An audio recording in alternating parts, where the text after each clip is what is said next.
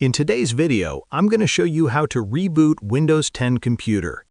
Rebooting is a quick and simple process that can help resolve many common system issues and refresh your machine. Whether your computer is running slowly, experiencing glitches, or you've just installed updates, a restart can often do the trick. Let's get started.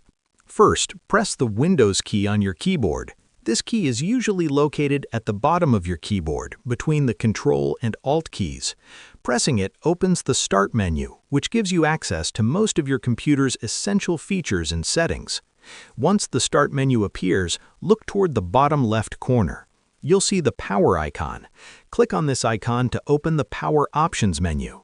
After clicking the Power button, you'll see a few options, including Sleep, Shut Down, and Restart.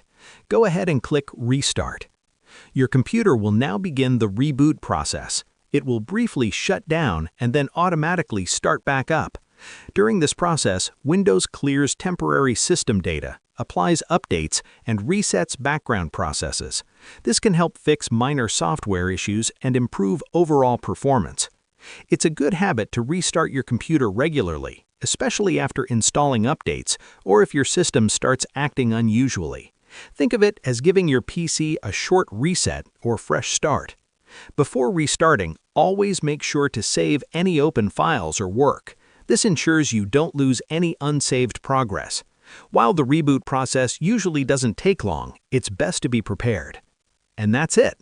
With just a few simple steps, you've successfully rebooted your Windows 10 computer. Thanks for watching, and remember, when something doesn't seem quite right on your PC, a quick restart often works wonders.